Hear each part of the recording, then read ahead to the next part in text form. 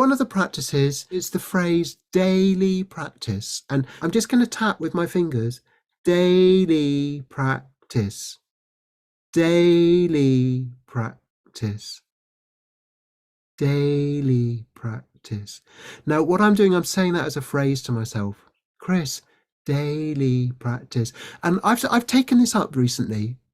And what it does is it calls my attention to the idea of doing a practice every day, a Suha practice every day, daily practice. Now, you might have other practices you do. You might do your yoga, you might do your Tai Chi, but you might also do your Suha. Madeline, you're going to say something. Well, it's just that that one really speaks to me because I can have a feeling that I can often have an intention to do something as a daily practice, but I can get stuck in a rut and not the shift to actually doing it doesn't necessarily happen. And I feel like if I was there, for example, watching Netflix or something, I could actually just do that on the palm of my hand while I'm there. And it would actually, I somehow feel in my body like that creates a shift where I'm like, oh, that's the moment I stand up and go and actually start my daily practice because I've already done something with my body to start that movement. Thank you. Such a great example. I've been interviewing people about well-being practices, about Suha, holding a lot of conversations about and saying, what helps? What helps a practice? And what I hear from a number of people is that they struggle with actually doing it. There's lots of ideas. You go on courses and you think, oh, there's a fantastic practice. I really love that. I don't know, just out of interest, hands up if you recognize this for you too, that there are practices that you'd love to do, but actually you find them hard to keep to. It's an incredibly common issue.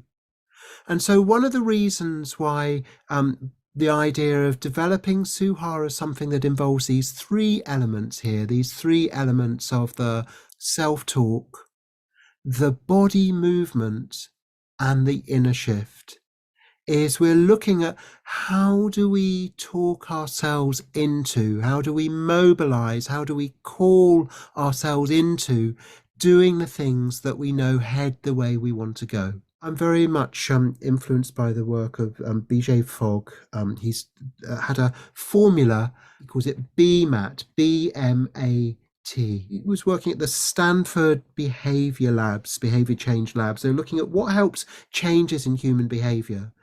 And to have B is for behavior, and the M and the A stands for motivation and ability. You need motivation if you're going to change your behavior. Say maybe, give up smoking or take up regular exercise or change your diet, whatever it is. And the A is the ability, is the kind of the ability to do it. But the third element here is the trigger.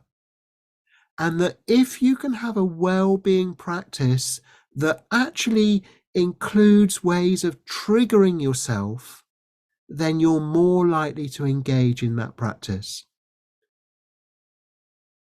We had this move that we did in the webinar, daily practice. Daily practice. So the term daily practice, and you say, well, okay, that's how is that a move? But the move is calling yourself into doing a daily practice. Last Friday, I was talking to someone, and they have a yoga teacher, Kundalini yoga, and they said, "Oh, there's this yoga move, and it goes dum dum dum dum, 1, 2, 3, 4, and that goes with this daily practice." And I think I prefer that. I like this daily practice, 1, 2, 3, 4, daily practice. So here's an alternative to, one way is daily practice, but another way that I learned just the other week is daily practice. And there's not like a one right way to do the movement, but it's saying, hey, what feels right for me as a way of calling myself into doing this daily practice. And then it might be that, like Tai Chi, you do one move and then another. You have a form that is a sequence of moves. We can develop our own sequences of Suha moves that support us to head in the direction we want to go.